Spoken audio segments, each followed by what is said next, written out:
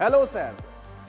পালা বদলের পর মশকরা করে পার্থ ভৌমিককে এভাবেই খুঁজছিলেন ব্যারাকপুরের বাসিন্দাদের একটা অংশ। শিবির বদলু সাংসদকে নিয়ে আর কোনো ফিসফাস নয়, এবার একেবারে পোস্টার পড়লো তারই খাস তালুকে, গদ্দার বলে নিশানা।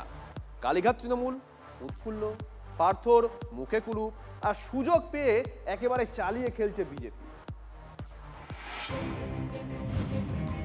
রাজ্যে পালা বদলের পরই তার শিবির বদল। তৃণমূল ছেড়ে অচেনা দল এনসিপিআই এ পার্থ ভৌমিক এখন এনডিএর সঙ্গে ওঠা বসা। শুক্রবার দিল্লিতে প্রধানমন্ত্রীর সঙ্গে বৈঠকের পর ব্রেকফাস্টও সারেন সুদীপ বন্দ্যোপাধ্যায় পার্থ ভৌমিকরা। রাজধানীতে যখন পার্থ ভৌমিকদের এমন তৎপরতা, তখন পার্থর নামে গদ্দার পোস্টার পড়ল তার পাড়াতেই। ব্যারাকপুরের সাংসদ নৈহাটির বিজয়নগরের বাসিন্দা পার্থর বিরুদ্ধে পোস্টার পড়ল। শুধু বিজয়নগর নয়, নৈহাটি স্টেশন চত্বরেও পোস্টারে পোস্টারে ছয়লাভ। ব্যারাকপুর লোকসভা কেন্দ্রের নাগরিকবৃন্দর ব্যানারে এমন পোস্টার দেখে থমকে যান এলাকাবাসী। ব্যারাকপুর লোকসভা নাগরিক বৃন্দ লিখেছে, কারাই নাগরিক বৃন্দ তা এখনো স্পষ্ট নয়। কার নামে লেখা? টবিটা কার? আমাদের বিধায়ক, প্রাক্তন বিধায়ক এবং সাংসদ। নৈহাটি তিনবারের তৃণমূল বিধায়ক পার্থ 2021-এ সেচ মন্ত্রী হয়েছিলেন। 2024-এর লোকসভা ভোটে বিধায়ক পদ ছেড়ে ব্যারাকপুরের সাংসদ হন। অভিযোগ, তৃণমূলের বিপর্যয়ের পর এলাকায় সক্রিয়তা কমে যায় পার্থর।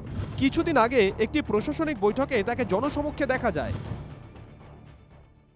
এলাকাতে দেখা যাচ্ছে না, সবসময় আমি বাড়িতেই আছি 4 তারিখ থেকে। তৃণমূল ত্যাগী সাংসদের বিরুদ্ধে এমন পোস্টার দেখে সুর চড়া বামেদের। কালীঘাট তৃণমূলও চাঁচা ছোলা।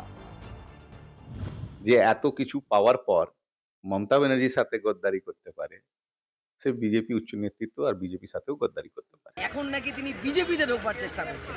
তো এহেন মানুষকে মানুষ গাদ্দার বলবে না, বিশ্বাসঘাতক বলবে না, তো কি বলবে?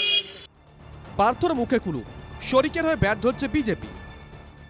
এটা হচ্ছে তৃণমূল ক্যারেক্টার। বারে বার বলছি, লুকিয়ে করাটা ব্যারাকপুরে আগেও পোস্টিং হতো, কিন্তু লুকিয়ে হতো, প্রকাশ্যে আসুন। দল বদলু সাংসদকে নিয়ে এতদিন চুপচাপ চলছিল আলোচনা, আর এবার রাগঢাক নয়, পোস্টারেই দেওয়া হলো বার্তা। ব্যারাকপুর থেকে অনন্ত চট্টোপাধ্যায়ের রিপোর্ট, TV9 বাংলা।